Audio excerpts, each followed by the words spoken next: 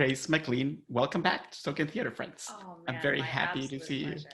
I'm so happy to see you. So what have you been up to in quarantine? Sorry, I was not planning on starting with that question, but I'm so curious. Well, I'll tell you what I'm doing right now, which is I'm taking a class online in something that I have been like kind of interested in for a while, and I've been talking about it for a while. Like maybe I'll get into this. Like when will I have time? I don't know. I got the time now. I'm taking a class called. It's one of a series of prerequisites that I would need to take if I wanted to like actually have a degree in this thing, which maybe I do. Anyway, the class is called Anatomy and Physiology of the Speech Mechanism. So it's a lot of like, it's very sciencey. It's basically like, here are muscles. Here's what they do. Here's how they connect to each other. Here's how they work. Just yesterday, there was a whole chapter, and I think the next class that I'll take is on hearing and the ear, and like the next class is called Sound and the Auditory Mechanism. Anyway, I love it, Jose. I have to tell you, because first of all, this is what I've been saying about it. It's really nice to be like engaging with information that is objectively true. Do you know what I mean? Like there's a right answer for this stuff. Like when I take the quiz, it's like, either you know where that point of attachment for that muscle is or you don't. And then there's, when there's something wrong with it, that's when you get into the pathology of all of it and like, how do you begin to correct that? And it's all very interesting. But for now, it's really like, I'm just looking at my notes. I printed out, I'm a very good student. I printed out, here are all the muscles of the mouth. And it goes on for pages and pages and pages. That is incredible. That's what I'm doing right now. Are you studying all of this in hopes of like learning how to do different things with your voice? I mean, ultimately, the series of classes that I am looking at taking would be prerequisites for a master's in speech and language pathology, which I'm kind of interested in that. Like for a long time, I've been thinking about, I know that I really am interested in the voice and the things that it can do, not just as a performer, but as a source of communication. And then what that source of communication means for us, like as a point of identity and like how it connects with our psychology. And I'm just really interested in that. And I'm not entirely sure what to do with it, but I found that if there's a thing that I know that I'm interested in and I just keep learning about it, the path will make itself known. I mean, in a way, isn't In the Green kind of like pre-research for all of this? It is about the voice and about finding a voice and about nurturing a voice. Definitely. So all of those things are interconnected for sure. And this is just kind of the science-y way of looking at it, which I'm really interested in. Like I'm just learning little things here and there that get my mind sparked. I can't remember exactly where this was because yesterday I just like plowed through a chapter, but there's a part of your body called the tragus. I think that it's this part right here on your ear that like flaps over your ear hole. I could be wrong. But anyway, what's nice about my little textbook, thank you for letting me go on this weird tangent because I do think that it relates. I love it. So what's nice about this little textbook is all of the, anatomical structures that we're learning about, they're really logically named, but you just have to know the logic of like the Latin root of the word, you know what I mean? And then you're like, oh, so like your sternum, there's a part of your sternum called the manubrium, which is Latin for like handle. And when you look at like, oh yeah, I could grab that thing. There's another like manubrium part of a bone in your ear. And when you understand that it's a handle, you'd be like, oh, I can identify that. It's like, it's actually quite nice once you know the language. It's very logical. Anyway, so the tragus, it'll tell you on the side of my textbook, like what the etymology is. And it has to do with a goat. And I don't know how that relates to the anatomy, but then they'll talk about, they'll be like, oh yeah, so this is like the tragical thingamajig. And I was like, tragic, does that have to do with goats? And I got super excited about like, and I still haven't done it. I've only been thinking about it because I don't want to be, I hope that it's true. I don't want to be like wrong about it. But if the etymology of tragedy has something to do with goats, and then thinking about like ancient like goats in mythology, and the Latin I think for goat is capra, from which we get like Capricorn, and capricious and changeable. And you think about how the goat symbol is also related to like devilry, you know, with horns and cloven hooves and all of that. And I got, in learning about the ear, I went off on a tangent about like, what is the intersection of tragedy and like darkness and devilry? And what are those roots? Yes. I cannot wait for that musical. Yeah. I hope. My mind immediately went, and this is like how basic my knowledge of like ancient languages is. My mind immediately went to me imagining like the Greeks bringing goats to the theater and parking them outside. And obviously the goats would leave. And like, it was such a tragedy. The goats are gone.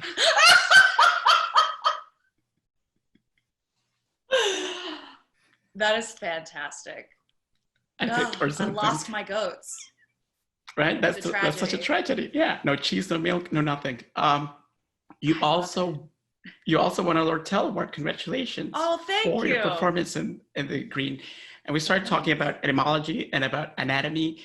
And would you like to tell our listeners, our viewers, what In the Green is and who is it about? I loved the show so much. Oh, thank you so much. Thank you. That really means a lot. So In the Green it imagines the origin story of Hildegarde Von Bingen, who is a woman who lived in the 12th century in Germany. And she was only recently made, I think, like an official saint of the Catholic Church. She is also a doctor of the church. I think there's maybe only one other woman who's a doctor of the church, but she was a composer and a healer and an herbalist and a writer and a really cunning sort of, had a great like political mind. That was quite self-serving, but I mean, good for her being a woman in the 12th century, making an actual place for herself.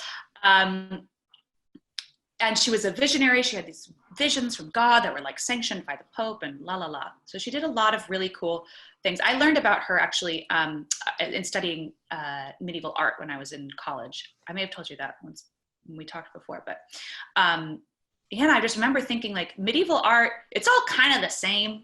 It's pretty simple. If it's art and we have it, it's connected to the church. Okay, fine. And they're following the same kind of stories. You'll see the same figures over and over. But Hildegarde's was intensely personal, and it was kind of radical for the time, and it looked like stuff that was being made in like the late 19th, early 20th centuries. And it was because she was like, well, God showed me these things, so I'm just going to write them down. Everybody take it. That's what I saw. So it's about her early life before she did any of that stuff, before she made any kind of a name for herself or a place for herself in the world. She was locked in a cell with another woman called Jutta von Spanheim for about 30 years. And then that other woman, Jutta, died. And then Hildegarde said, I don't want to be in this cell anymore. Now I'm going to live this amazing life. But so the show is about Hildegarde and Jutta in a cell by themselves, dealing with their own darknesses. Which sounds pretty much like what we're going through right now. Sounds familiar. I was listening to the cast recording and I couldn't help but, be like, oh my God, she's thinking about life right now. And that was very, very spooky. And I wonder if any of the research, because obviously you must have like a library full of research about her. Did any of her research and any of the things you know about her, have they made quarantine and the pandemic and understanding what's happening right now a little bit easier for you to deal with, or at least be like, she was in there for 30 years, we've only been doing this for 8 months?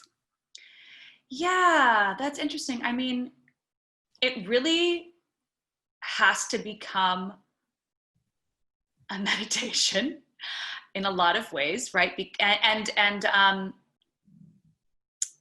it essentializes, this moment like essentializes what we have, what we need, what we have access to.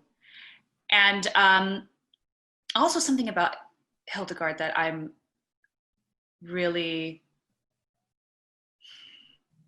like understanding and resonating with too is her love for the natural world. You know, she was separated from it for so long. And greenness is a big theme in her work.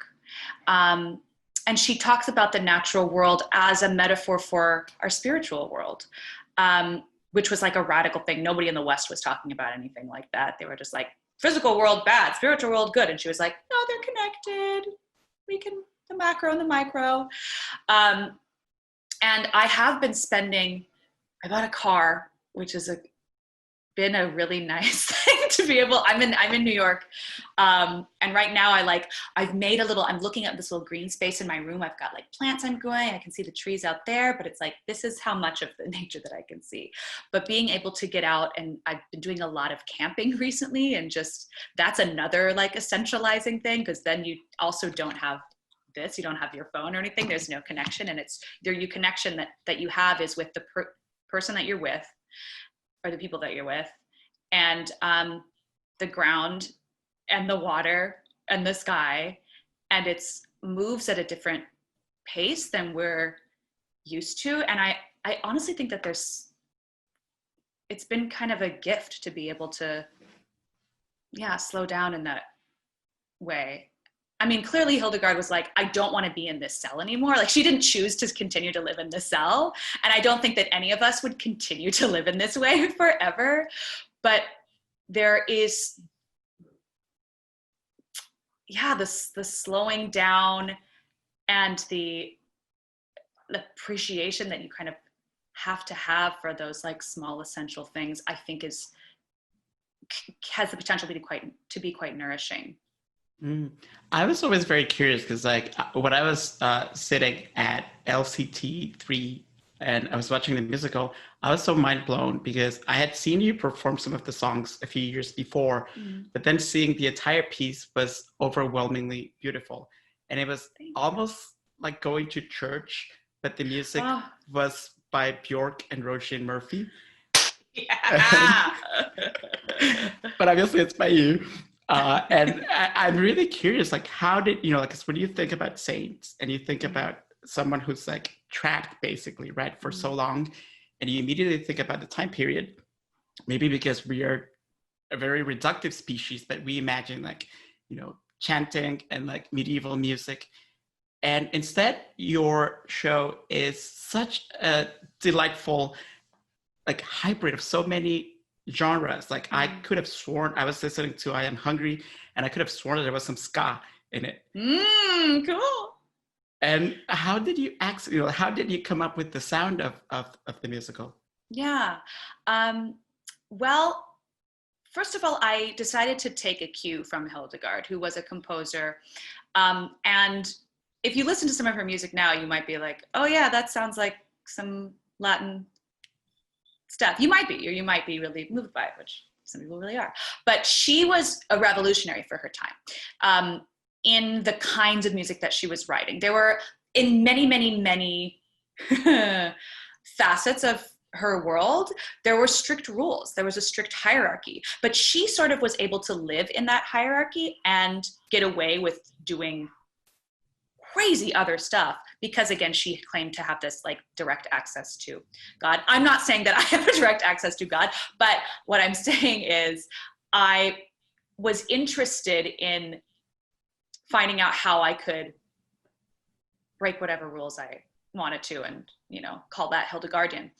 And so, for the music, I wanted it to both have a sound that was reminiscent of her world. I used some of her music and fucked with it a little bit. So I wanted it to have that sort of like ancient, kind of holy, like deeply spiritual sound. And then I also wanted to be able to, I wanted it to be, also of the present and of the future. I wanted it to be all of those things because I do think that even though the story we were telling was embodied by these 12th century women, the story itself is for everybody, for everybody all times. And so, you know, I wanted that to be reflected musically. I wanted it to sound familiar and also maybe like you heard it in a dream. I feel like I'm bragging right now, and I'm sorry, viewers and listeners, for what I'm about to do, but I love, you know, I kept bragging and I kept telling people about how great this musical was, even after it closed. And I was, you know, right now there's no live theater, but I'm so happy that we have a cast recording. Yeah. And for instance, I was so touched by how in the show, Hildegarde is shown disembodied. She's trying to like put herself together. And one of the words that you use constantly in the songs is whole, and how she wants to be whole. And there's this like beautiful connection between whole and holy. And she's not like aspiring for holiness, she's aspiring for wholeness. Can you talk a little bit about that? Yeah. Oh gosh. Well, you know, I was interested in breaking her apart for a couple of reasons. I mean, number one, you know, sometimes when you see or encounter work that's about somebody who like is this larger in life figure, it's like, how can you ask somebody to step into that role and embody that? That just seems kind of cruel. And so I thought, well, if we make her 3, like then we could do anything. And investigating why I wanted to tell this story, like because I didn't, you know, sometimes I'm like, I know that I'm interested in this thing, but I don't know why. And so I just keep like digging and digging and digging. And then I found out that the why was that it had something to do with trauma. And so that sort of, that fracturing that I was already interested in doing to sort of embody this larger than life character was also in service of humanizing her ultimately, and saying like, no, she is a human being and she has, you know, pain like everybody else. And so, yeah, the show became about this like quest for wholeness. And that in my mind, and I wonder if this translated to people or how it translated to people, had something to do with like perfection and being like exactly right. And ultimately what I hope people took away from the show is that like that's not possible, but we can move forward and heal by accepting that brokenness, and that becomes greater than the sum of its parts. Mm-hmm.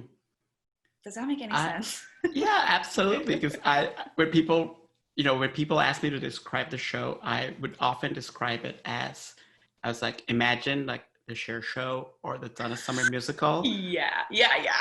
But cubist. Because it is cubism, what you're doing with the pieces. Absolutely, yes. And in many ways, also like you know, in her story, there's this theme of how still today, women especially are asked to also separate those parts of themselves. And like you can have a voice here, but you can't have a voice in this other room. Yeah. And you can see here, you can be witness here, but you can't be a witness somewhere else. And that was like really heartbreaking. Do you, when you were writing the musical and when you were performing it, obviously, did you wish in any way that maybe these things that she had to go through so long ago would not be relevant anymore? Of course. Of course. But then I wouldn't, you know, then the show wouldn't be, we wouldn't have these things to talk about. You know, the thing that is in my mind that I don't mean to say is that I'm not glad to have this to talk about at all, but I do think it's important. I'm glad to have the voice and the ability to talk about it. You know, she was an anomaly. And even though I'm still talking about her, you know, there are a handful of people who are like, yeah,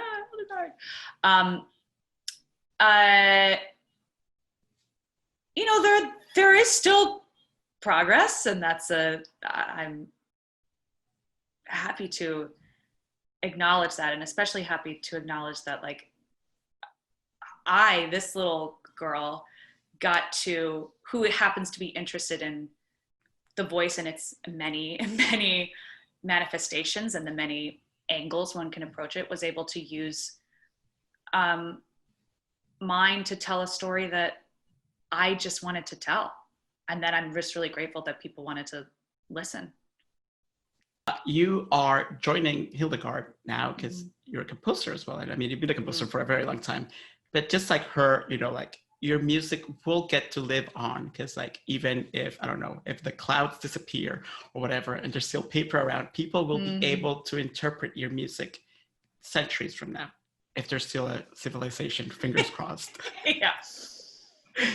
I wonder, can you talk a little bit about, did you have that in mind in any ways? You know, like you are, your work, especially now that there's a cast recording, which I'm so happy about, your work gets to live for even a longer time. Like, it's not only the people who saw it on stage or the people who get to see a revival at some point, but now everyone can access the music. Yeah. Yeah, there's a kind of like weird like sigh in that. And I don't mean a sigh of like, oh, what a funny word that I just used. I mean a sigh of like, oh yeah, I can, there's like a rest in it. Cause man, that's, making things is so much work. It is so hard. And then to have some kind of a record of it, like a record, that's what it is. Feels really amazing. Like, oh yeah, we can point to that and say we did that.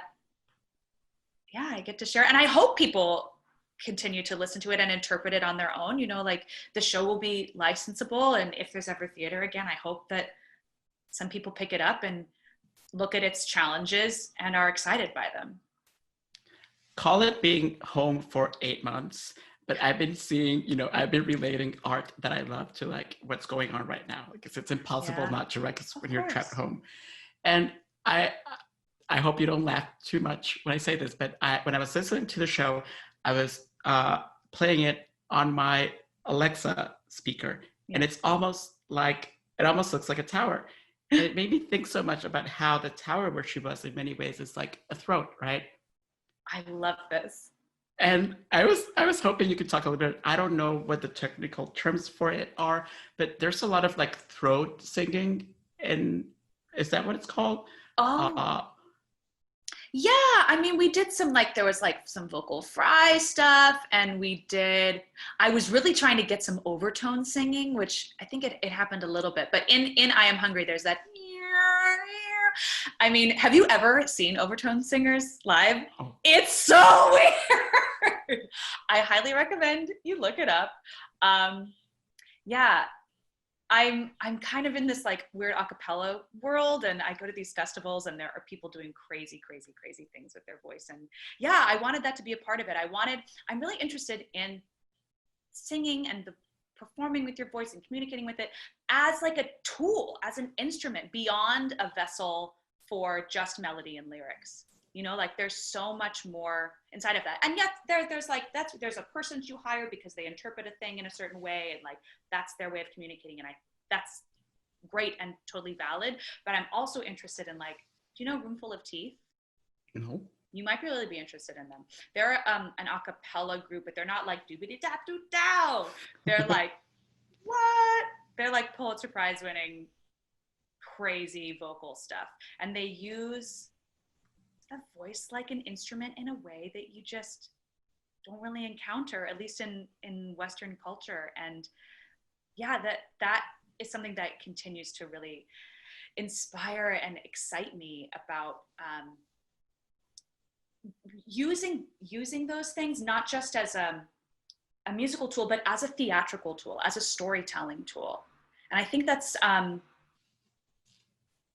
don't know, I think that there's more and more, there's room for that, for people to hopefully step out of or expand or let go of their expectations about like what a musical is and what it looks like, and let in, you know, crack it open a little bit. And so that there's room for, just like the myriad tools we have at our disposal that like we can just stretch a little bit more. And like, yeah, that's what I love about theater, you know, as a storytelling medium, is that there's so much magic that is particular only to bodies in a room together. is my memory failing me, or is there a moment in the actual show where you came and started using the beatbox? Here's the thing. I don't think that I ever actually like, because I had a lot of conversations with this about beatboxing in particular with my sound designer, and it had to do with the kind of microphone I was using. So I translated the like lip stuff into like guttural stuff. So there was a lot of like, it just that kind of vocal percussion had to move down into the chest and in the throat, you know? But yeah, some of that was there. I think when I've done it live, or just as outside of the show, I definitely beat the box. Because one of the things that I really love about the score for The Green is that, you know, like you're listening to the songs and then there's like layers, and then a new layer comes and you're like, okay. And then another layer and you're like, oh, okay. And you're like, okay, Grace. Yes. And I remember when I was sitting in the theater and I wanted to just like burst into applause, even though probably like all the old people would have shushed me. It was so cool. In this process of layering, how do you know when the song sounds like you want it to sound? Oh, that's a good question. I mean, so we didn't even talk about the layering. That was a fun thing to figure out how to translate to the stage too, because I had been writing on my looping station for so long, and I knew that I wanted that to be a part of Yutta's character in opposition to what Hildegarde, you know, with her voice was able to do. If Hildegarde is 3 voices, that's like, there's this kind of amazing unlimited form of expression that she has. But for Yutta, I wanted it to be equally like amplified, but also have a container. You know, the loop is, there's only so far you can go with that. And it always points back into itself, and it's limiting. So how do I know when it's done? Oh man, I play a lot with it. And it's hard, like, you know, writing for a looper, there are clear limitations because it's just a loop. So it becomes about, for me anyway, it becomes about like how can I like lay down the little crumbs of the sonic story that I want to tell, and then how can I subvert expectations but still make it like a pleasing surprise. I always want to surprise, but I want it to still be like inviting. How do I know when it's done? It's not like a cake, right? It's not like a cake, but it wants to feel like a journey. And maybe the journey doesn't return where it started. Maybe it does, but I want it to, I just want it to still have an arc. And you accomplished so much. It's like, I remember also noticing the looping, and like, in a way, it's also representative of like how her life will be limited to this place. Yes. And that's it. And then Hildegarde gets to like have even more layers and leave and like beam from my Alexa. Yes. Which is really beautiful. What was it like, when did you record it? What was it like to go back and record it? Because you recorded it months after the show had closed, right? No, man. We recorded it like 2 weeks after it closed. But I'm really excited that it's available. This is actually like, the timing is great. I feel like now's the time when people are sitting around and could really relate to these 2 biddies in a cell. So we'll really think about it, you know? And I was also thinking like how many of the songs, I was like, maybe I'll suggest Grace does like a remix version for like a club. Oh my gosh, you're not the first person to say that. People who are like, who definitely want to, maybe I should try to find somebody to do a remix of like, what's the one that that Rachel sang?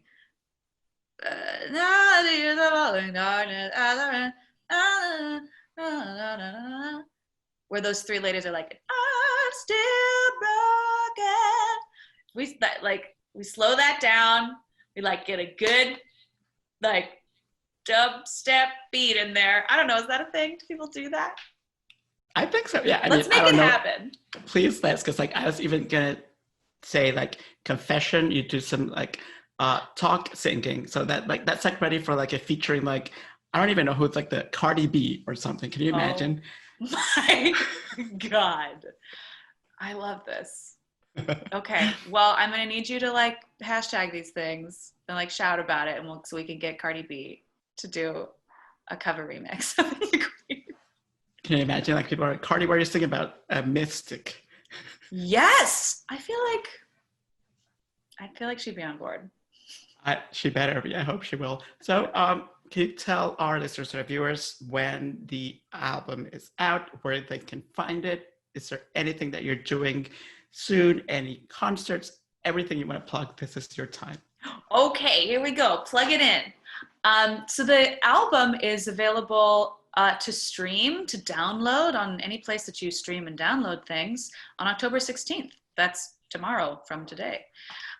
So that's very exciting. There will be a physical CD for people who still have the means to play such things out in mid-December. And I'm really excited about that because I will also be releasing around that time some of my solo music that I've been sitting on for way too long, but we're finally like finishing that up. So there'll be a new Grace McLean and Them Apples album coming out. And there'll at least be a single, maybe like a music video or something available in mid-December. And yeah, I think I'm going to have a concert around that time. So Merry Christmas. I cannot wait for that. And if this is not a too intrusive question to ask, because I've always, ever since I saw the show, I really wanted to ask you this. At any moment during your research or when you were writing the music and you were writing the lyrics, did you at any moment like wish that you could ask something to her? And if so, what did you want to ask her? Hildegarde? Mm-hmm. Well, I would want to ask her what happened in that cell. I know, right? I really just was like, well, what if this happened? Yeah, I would want to know about Jutta. I mean, that's what the show is. The show is a question about that relationship, because Hildegarde didn't write or talk about her very much, but she spent her formative years with that woman. And yeah, she's who I'm really curious about. I mean, we're talking about Hildegarde, who did a lot of amazing things, but I have a lot of feelings for that Jutta lady. She's not the one that we know. She's not the one that we remember, but she had an effect on somebody who was so powerful. And yeah, she's like lost in the background. And those are the people that I'm interested in. The ones who don't necessarily get to share their voice with the world. Yeah, but probably had a really powerful one. It's like behind a great woman, there's not a great woman. And fortunately, she probably inspired the music that inspired you. So bless them both. Yeah, bless them both. Thank you so much, Grace. This has been a true pleasure. And I hope you have more fun with your classes and learning about it. Because I was going to say, like, the manubrium, it's like maneuvering something, right? Yes. Oh my gosh. Maybe I'll start some Latin. I like you just like picking up your thing. You got the Alexa with the voice, like these connections that you're making are fantastic. Let me give you one more and let me tell me what you think of it. I'm going to get these are all muscles. Let's go. Oh, here, this is my favorite one.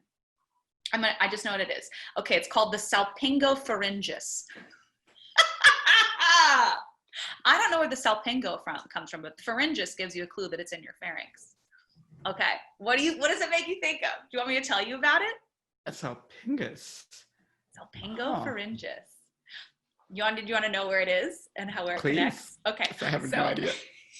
So, I mean, why would you? There's so many weird muscles in your body. It's amazing.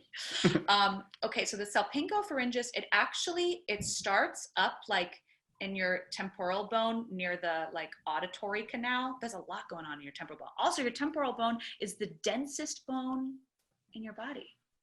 Wow. You're welcome. So it connects somewhere up in the ear, and then it courses down and goes down into your pharynx here. And so it has to do with, I think it assists in like moving your mandible. And also I think it assists in like constricting your pharynx, like when you need to swallow. Anyway, what a funny name. Does it make you think of anything? Salpingo pharynge, salpingo pharynge. I mean, I'm thinking salpingo kind of sounds like jumping out of somewhere. Because it's like, in Spanish, jump is saltar. So maybe it's like jumping, like it kind of jumps out, right? Or no? Yeah, sure. I don't really know. I don't know. I'll take this class with you. It's gotta be one of these. It's gotta be one of these down here. Like jumping. Okay, I'll remember it. I'll remember it forever. Thank you. This is fantastic. These are the things I need. We need these kinds of stories to remember muscles. Yeah. Think about jumping. Think about jumping and think about pink flamingos. It's almost like a pink flamingo jumping. Do you know that a flamingo is my spirit animal? Oh, really? I had no idea about that. Well, there you go. That's gonna be your favorite muscle then. Wait, it is a muscle, right? Yes. Okay. Well, I get a gold star for my new knowledge of anatomy. Absolutely. Oh, thank you so much, Jose. It was so nice to see you. You've literally like turned my day around. I'm so happy that I got to see you and talk to you. Me too. And I hope everyone needs to go get In the Green, available to stream everywhere. It's so beautiful, Grace. Thank you for giving us that gift. Thank you. Wow.